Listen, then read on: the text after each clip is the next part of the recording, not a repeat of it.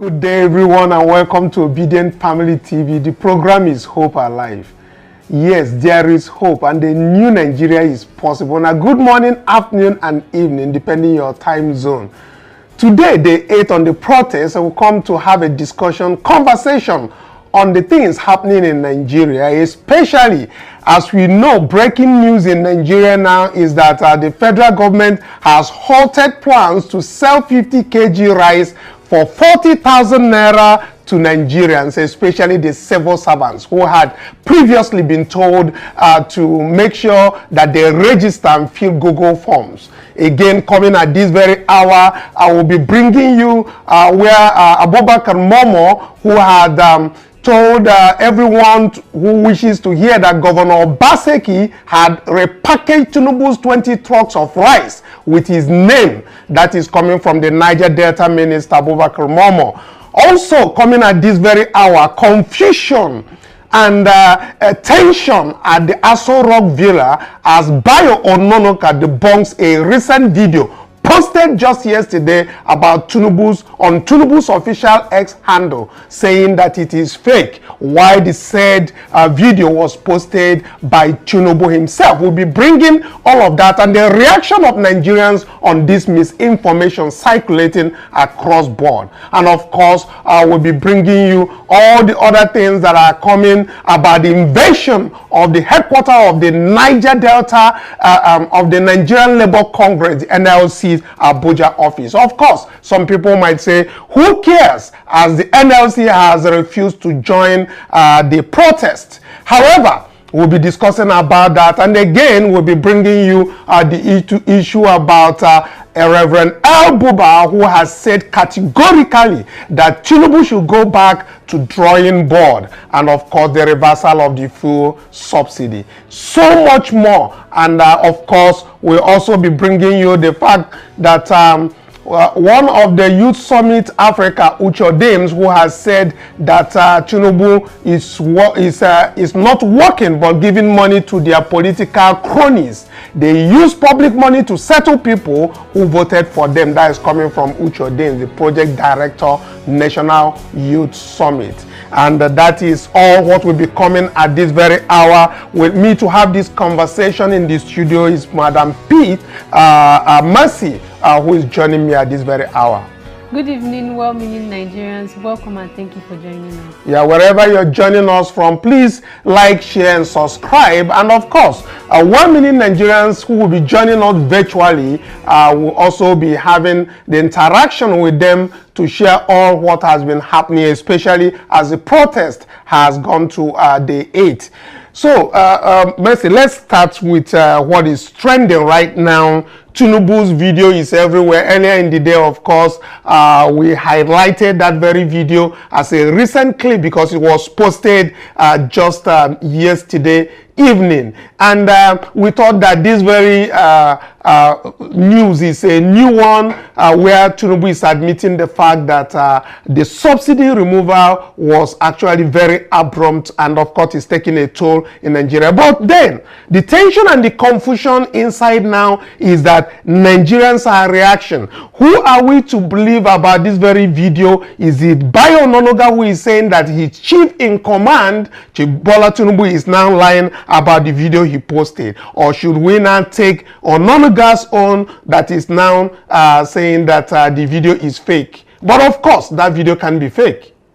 It's very, very possible that it can't be fake, you know. I don't blame Nigerians for being confused on who to believe, because obviously most of the things in this country is all lies. But there's really nothing on the video that we can say that is a new thing that he has said on this very protest, other than about the subsidy being abruptly removed. You know, from my own point of view, I will say that I don't really trust these Nigerians. It is very possible that it is not a new video. It is very possible that it's a new video. So blaming Nigerians, I don't really blame them, because the government have made themselves to be like a lot of lies there is nothing to believe about Nigeria government. So I don't really blame the nation if they are confused. Talking about believing the government, what about the 50 kg rice they just mentioned that they are selling to Nigerians for 40,000 naira? News just came in. There's a circular that is going on right now that same rice has been halted, that Tinubu is no longer interested in selling 50 kg bag of rice, especially to the civil servants. And you know, seems like the civil servants has not participated in the protest, and will we now be saying sorry for them, or should we say they should to your tent, O Israel? You know, is it not obvious that this government has no interest for the citizens? They have meant nothing good for the citizens. Okay, just imagine if these civil servants or if the Nigerians have actually borrowed money or committed themselves somewhere just to get this 40,000, or even where's the essence of filling this Google form? You know, where do they fill Google form just to purchase rice? It's only in Nigeria government that can be done. Then at the end of the day, rice sales that have not even started, you are saying that you are hurting it. Maybe there was nothing like that. There is never a plan, just like the subsidy we just talked about. No good plans, they will halt it. And that's why we are saying they should also halt the subsidy, you understand me? They should halt the removal of the subsidy so that they can provide Nigerians to breathe. And what about this allegation of Obaseki, Governor Obaseki, repackaging 20 trucks of rice that is meant for Edo rights to be used, whether it's for campaign or something, I don't know, but they said he repackaged it and rebranded it on his name, maybe Edo state name. What do you have to say about that? You know, there is a very high tendency that there is truth in this allegation. Because what we have is greedy politicians who only think about themselves and not even think about the people that they are ruling. But Edo State was very clear. They came out to say they never received the 20 trucks of rice. Can't you see that the truth is now very open? There is nothing. So who are we to believe now? Is it the Abubakar Momo, that is the Niger Delta man, who came out to say that they received the 20 trucks of rice? And he was actually citing other governors who said they never received that they all received. Does that mean that the governors within their states has received 20 trucks of rice without distributing it? It's very, very possible that they have received this 20 truck of rice, but they don't want to distribute it. Probably distributing to their close relatives. Of course, that is what have always been happening. How many times do we hear that there is palliative sharing in the country? But even you as a citizen, has anyone actually gotten to your doorstep? Or has anybody actually called you and say, oh, Mr. Kanu, can you come and collect? This is your own share as a citizen of this country. I know I've heard about a governor, either the governor of either Adamo, said there's one of the governors that came out and said they were actually distributing, was in the field distributing the rice. But all the same, let's get the input of our people who are on Zoom joining us virtually. Let's start with this very issue of Edo State. And I know that the most interesting part or partner in Edo State right now who wishes to talk always as it concerns Edo State is Lord K. And if Lord K is there, please can you unmute? And if not, let's quickly get your insight into what is happening in Edo State. Do you really believe that the Edo State government has received 20 trucks of rice and they are saying no, that they did not receive it? The allegation states clearly that Obaseki, the governor of Edo State, is repackaging those rice on his name. Do you think that is correct, coming from Abubakar Momo, the minister of Niger Delta? Good evening, fellow Nigerians. Good evening, Obedience around the world. Good evening, everyone in the studio and my fellow Zoom panelists. I really don't know how to address this issue, because it's a situation of disgrace. It's a situation of ineptitude to the governor of Edo State. This is somebody that was democratically elected into the state. This is somebody that we stood for and said, I mean, after his 4 years in office, we now pushed that he should actually have the 8 years altogether, and that is how the 4+4 Togba actually came into existence in Edo State. This is somebody we thought that had the belief, that had the interest of the Edo people in mind. But it's a shame what has actually transpired in this last 2 months or so. This is somebody we believe was a technocrat, that we wanted him to transform Edo State. But in as much as he has done, in as much as he has tried to develop the state, but there are slides in his administration that has now brought his reputation to zero. From the fraud that is actually being perpetrated on the state to now palliatives. I mean, this is not the first time this palliative problem has actually happened in Edo State. Remember during the COVID issue, during the COVID time, where they had to bust warehouses, where the citizens had to bust warehouses to, grab noodles, grab bag of rice, grab oil and everything. Because this man was hoarding all these things. He was hiding them away. And now another situation has happened again now, that even during this protest, about 2 or 3 venues, we actually found where this man was holding this rice again, holding the food stuff that was meant for him to distribute to the states, to the local governments. He was holding them, rebranding them, putting his name as under Edo State. The plan was this guy wanted to use this rice for his campaign strategy, to push his candidate, Aswa Igodalo, to push him that, oh yes, he's actually a man for the people. He wants to work for the state. This is what he's actually distributing right now. This is how good he is. This are the fraud this have been perpetrating on that.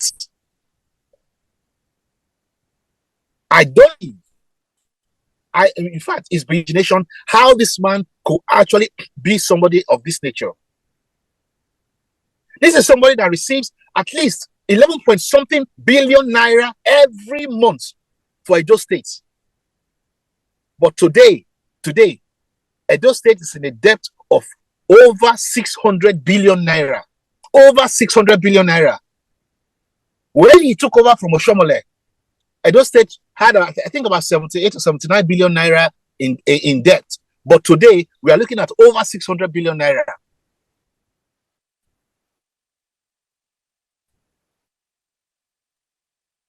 Himself actually puts Aswa Igodalo, the chief economic strategist for Edo State for the past about 16 years. And then his SSG, they have now put him as the deputy governor, assisting Aswa Igodalo. So, in the sense that now they want to capture the states. Obaseki has now completed his 8 years term. Now he wants to bring out his own economic advisor, that is the chairman of Sterling Bank, that was involved with the fraud with Plowell, that was involved with the fraud of Edo Best, and is now was the chairman of Sterling Bank, where all Edo State money went through. That was how they captured Edo State, and they did everything they wanted to do.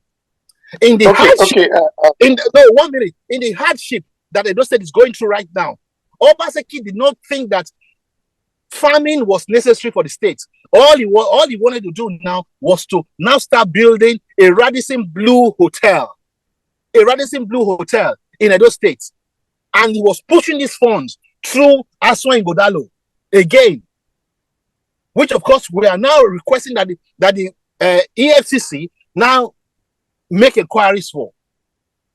How can you be building hotel in a state where people are starving, people are dying, no roads, no lights, but you want to build a Radisson Blue hotel that he has now pushed over 10 billion naira into Assurance Igodaro's account.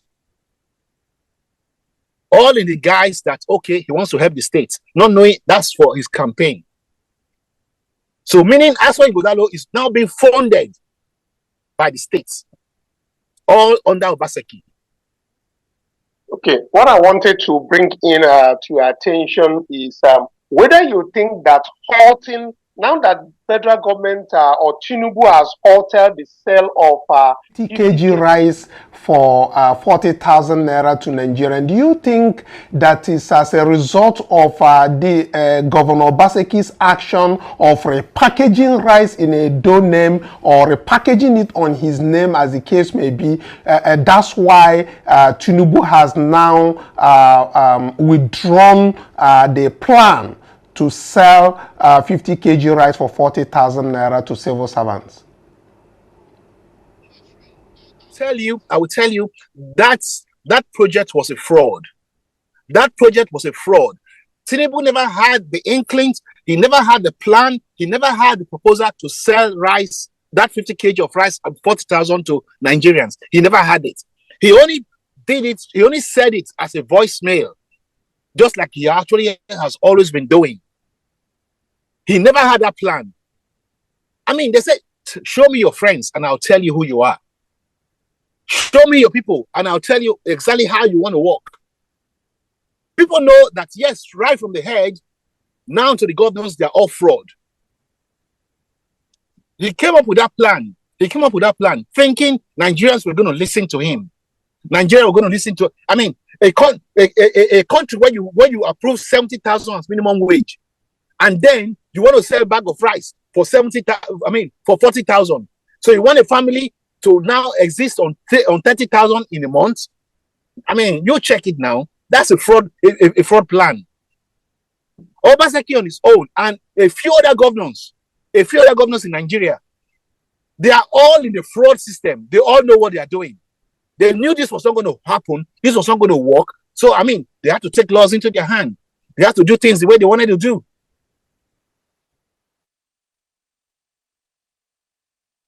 And talking about Tinubu not, attending to things and all the plans they have been having for Nigeria not functioning as it should be, I think there's one of the videos I actually watched today that was somehow inspiring and they're going straight to the point.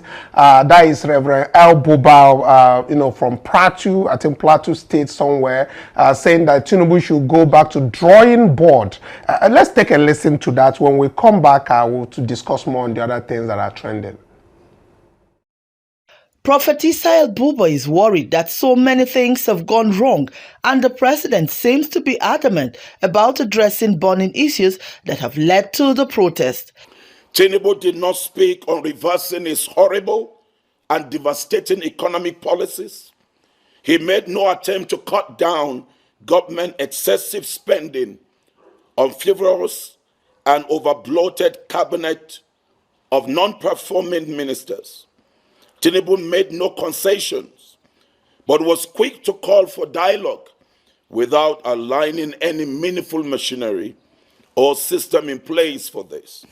He frowned against those who were hiding under the guise of protest to loot and warned that such would not be tolerated. But let it remain abundantly known that we are against any form of violence and the vandalization of government and private individual owned properties as we go about demanding for change. We must guide this. Our hallmark remains non-violent resistance anytime, any day, and anywhere. The office of the Citizen of the Federal Republic of Nigeria, which constitutionally repossesses the power that is donated to elected officials, have been asserted. Nigerians have come out now to prove that, look, anybody elected must be held accountable. That is a great achievement. He called on all Nigerians not to give up, but to continue the struggle for a better Nigeria, as he believes it is possible if only the government will have a rethink and go back to the drawing board. Let's quickly get the opinion of one of us, well-meaning Nigerian, Mr. Bassi, joining us virtually. Mr. Bassi, this very video that we just watched, we see Reverend L. Buba, who is also talking about the shortcomings of this administration, and Tinubu himself that Tinubu should go back to drawing board. Now, what I see in the days, even before this protest and even while the protest is ongoing, is this same Reverend Buba who has come out with his congregation to actually have a peaceful protest. And you recall, I think somewhere mostly Plateau State has peaceful protest, and that's why we're advocating that most of the churches and mosques and different religious grounds or leaders of different religions should be able to bring out their congregations to make sure that the voice of the people are heard. But we didn't even hear from GO Pastor, the General Overseer Deboye, who previously leads such peaceful protests. If we had seen such people, men of God, religious leaders who come out with their people, don't you think that we would have seen a much more peaceful protest, even in the northern areas where we know that there is so much hijack of the protest or interference by the federal government? What are your thoughts on this? And of course, you've heard the other trending thing about Chief Bola Tinubu's broadcast, and of course, you can also tell us your take, as many Nigerians are actually reacting as Bayo Onanuga has debunked that very video as fake.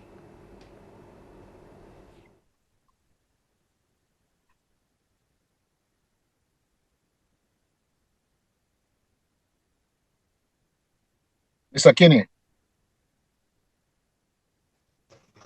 Mr. Bassi, are you with us? Can you hear me? Thank you, Mr. Kanu. Good day, Obidient. Worldwide. Now, can you hear me? Yeah, please go ahead. Can you hear me? Yes, go on. Please go ahead. Okay, thank you, Mr. Kanu, once again. And I want to commend Prophet Issa El Buba. He has been on the front line. He's one of the few respected men of God that are living true to their calling. Absolutely. And I wish we have a few of them who will sustain, who will be able to stand up in time like this to speak and represent the people. And remember, Prophet Issa El Buba, he actually run an organization called IBBN, Initiative for Better and Brighter Nigeria. And he's not new to seeking for a better and good governance, better governance in the society. So, and what he has done is one of the reasons why you have relatively peaceful protests in Plateau State, because he led in the forefront. And you must also know that he didn't just lead in the forefront, even his children were in the protests. So Correct. He's not a man who speaks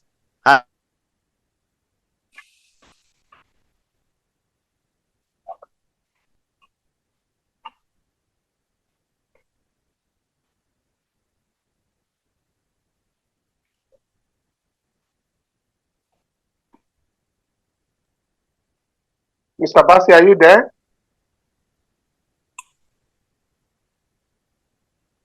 I think maybe we have lost Mr. Bassi until he comes back.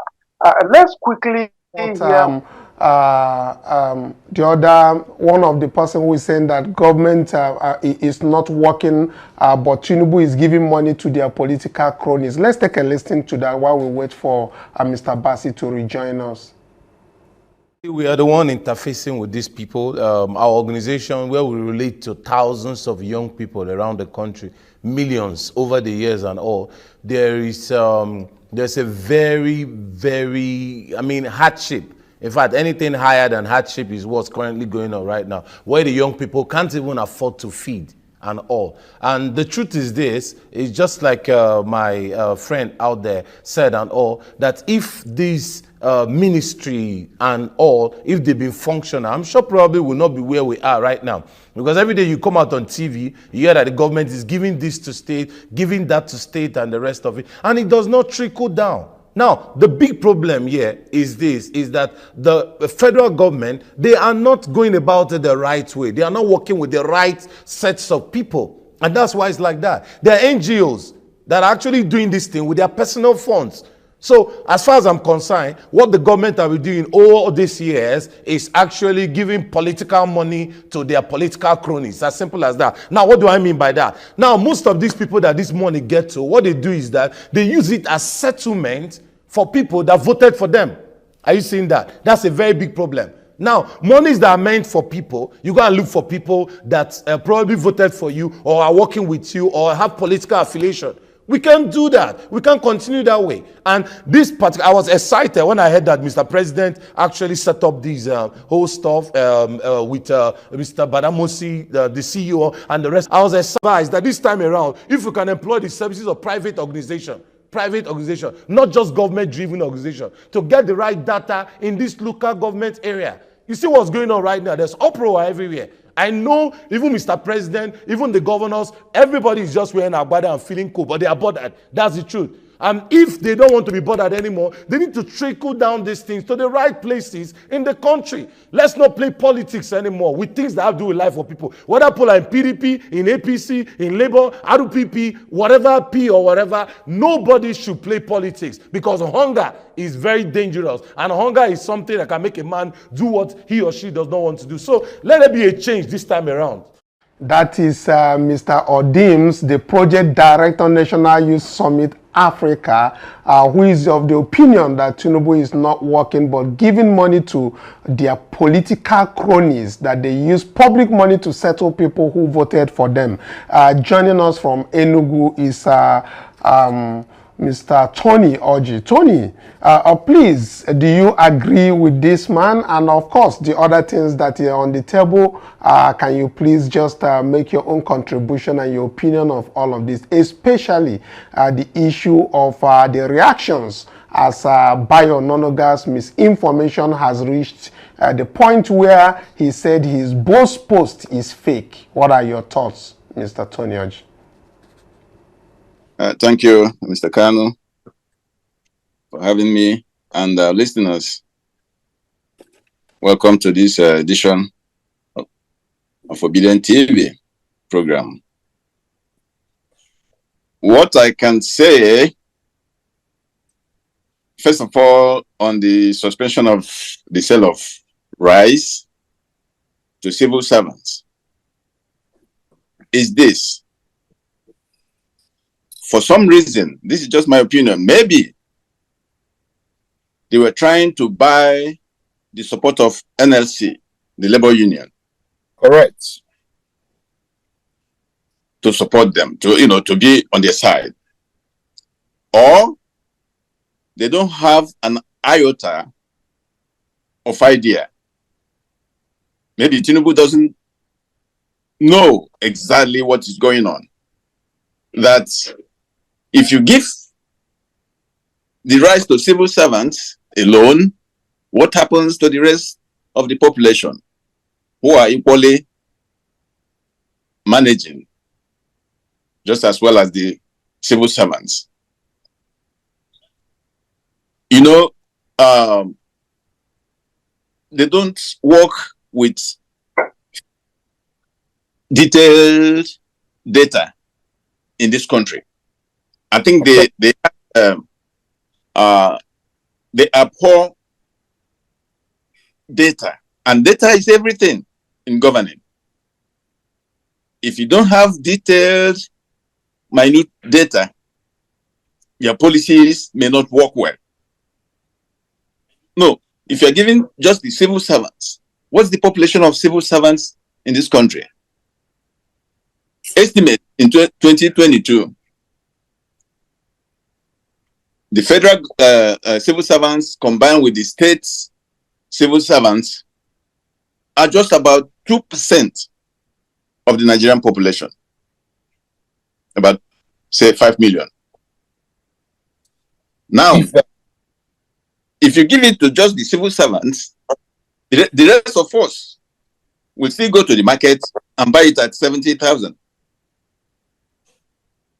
So that policy doesn't make sense. You know, Onanuga, everybody knows he's an attack dog for this administration. That's his work. I've never seen him comment on any policy. It's just to attack the opposition. If you say anything against, he feels that it's against his boss, he attacks you. This is not a way to govern. People have differences, policy-wise, on how to implement projects. So when do you attack the people who disagrees with you on your policies is your enemy, trying to destroy the country?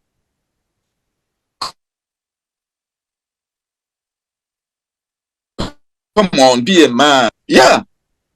We're talking about Nigeria. Nigerian space is just a cesspool of everything evil that can befall humanity. You can think of bribery. Yeah, it's very bad. But go ahead, please. Yeah. So we have a country that is not really a country in the 21st century. It's not governed like a state in the 21st century. So this is just a space where there is this elephant that they're sharing. And nobody thinks about governing anymore.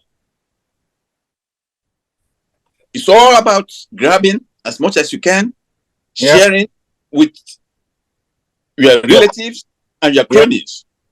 Yeah. That is what is going on. Yeah. I don't know it. Nobody is happy about this country, how it is governed. Yeah. Nobody. But how do we change it?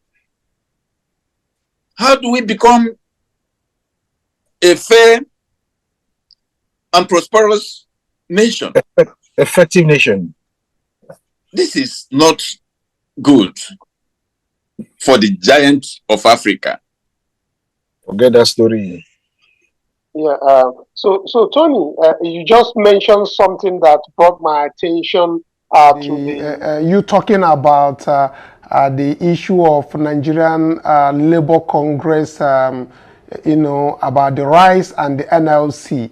I don't know if you are aware that there are some armed security men suspected to be from the Department of State Services yesterday evening invaded the headquarters of the Nigerian Labour Congress in their large numbers. And as we speak now, the NLC has issued a statement saying that all their staff should not go to their headquarters again until they are able to ascertain what happened. The statement by the head media and public relations, Benson Oba, equally directed all staff to stay away from the Labour House for now until they are certain that there are no incriminating materials or harmful substances dropped in their offices by the evading operatives. Do you also think that this rise thing, or what do you think would have prompted DSS or or Nigerian security agencies to go into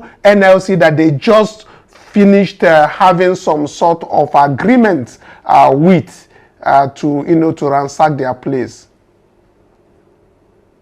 Well, it's quite obvious. You and I know exactly what they're doing. They are scared. This government is scared. They're just hunting every ghost they feel is against them or suspect is against them. Not only the NLC, individuals, they're also hounding. They are threatening people, diasporians, who want to come into the country. They already started to label them as supporters of the protest and sponsors of the protest. You see, this is not how things are done in a civilized world, in a civilized space. These people are jittery and they're ready to do anything to stay in power. They are ready to kill. They're ready to violate all human rights provisions in the Constitution just for the sake of power. And they know, you and I know why this is the case. Because they're not governing. They're not making plans. They're asking us to have patience. Have patience. Tell us exactly what the plan is for us.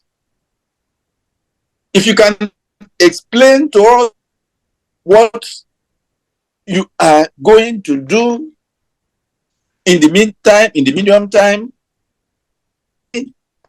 as this protest will go on, and in the future, then we can pause and think back and say, okay, this is what we plan to do within 3 months or within 6 months. We measure this. If you're not doing well, then we have reason to criticize you. But not just coming to tell us to have, be calm, have patience.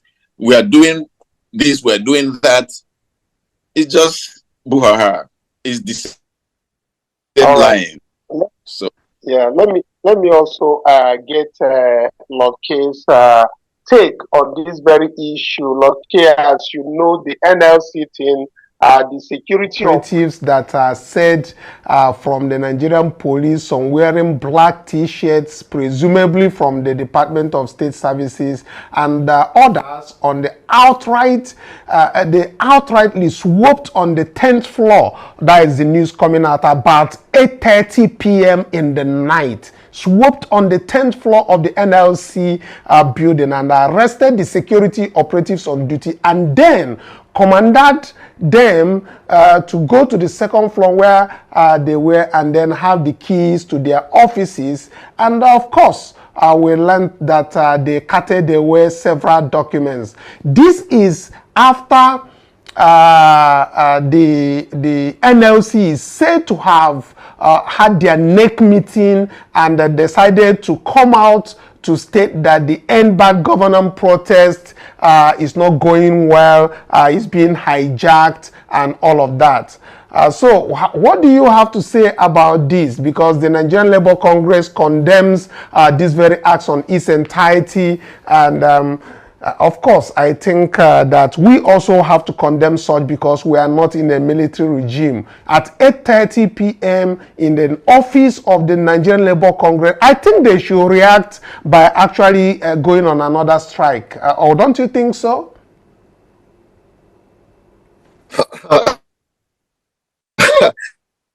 I'm laughing because they say, how they put this adage now, that if you want to eat with the devil, you need a very long spoon.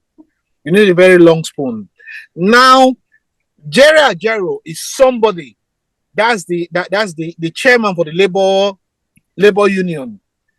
This is somebody that will believe that straightforward was up to the task and everything. But during his negotiations for the minimum for fellow, where he lost his dignity, and he lost capability.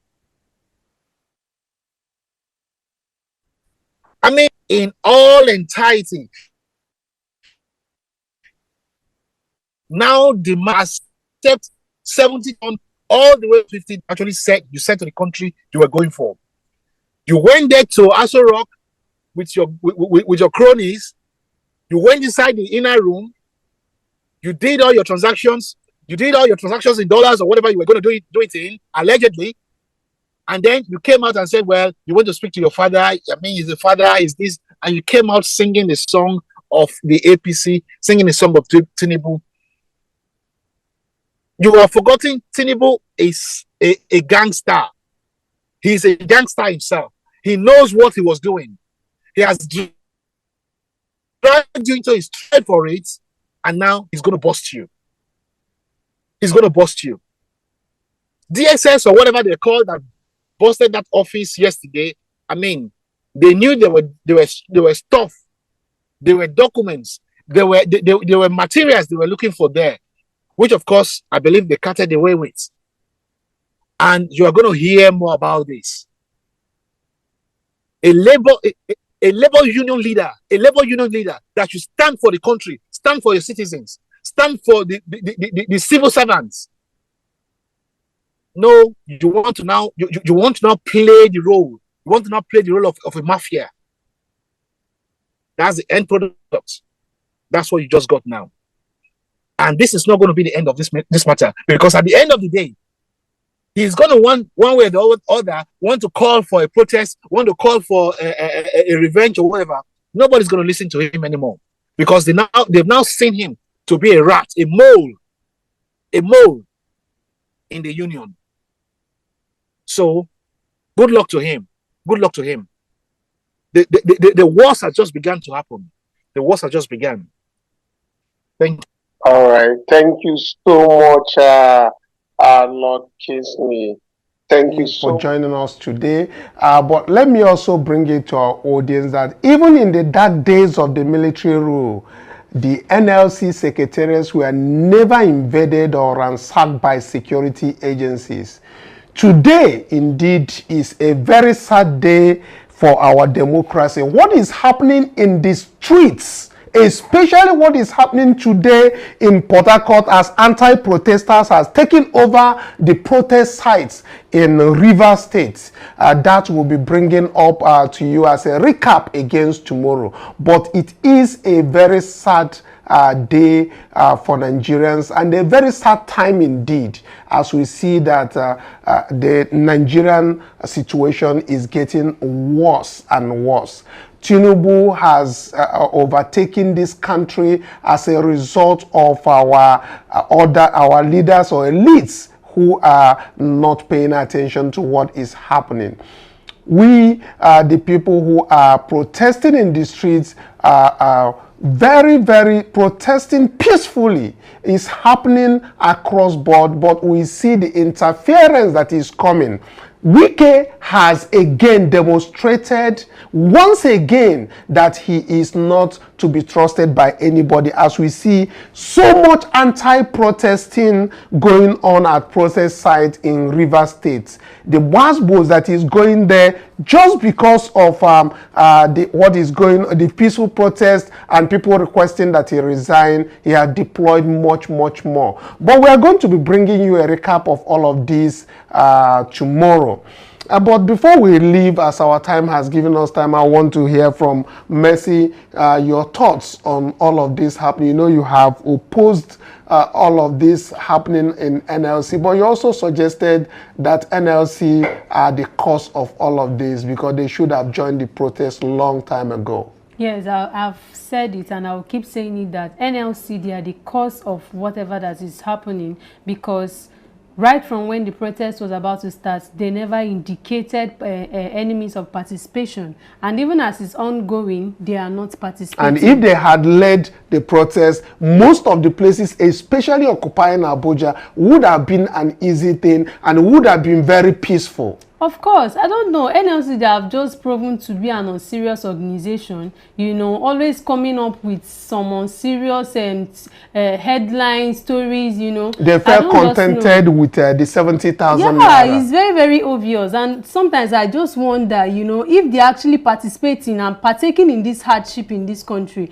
But then, I think it's just left for them. We, the well-meaning Nigerians out there, I keep encouraging us to keep doing what we can do. As the protest is still ongoing, today is day 8, right? Yeah, today is day 8. We can still participate, all right? It's still remaining 2 days for it to be over. We can still participate in whatever means we can. It may not necessarily be over, because Nigerians have vowed that if their expectations are not met, that they will continue occupying the streets. Amazing, amazing. But then, in whatever means you can join, just try to participate, because it's a fight for all. Okay, and that's as much as we can take at this very. I want you, tomorrow when we come back, we'll be bringing you the recap of the invasion by the anti-protesters that are taking over protest sites in Port Harcourt, and we believe that Yeson Wike, the wicked man in FCT, is behind this. Until tomorrow when we come your way again. Bye for now.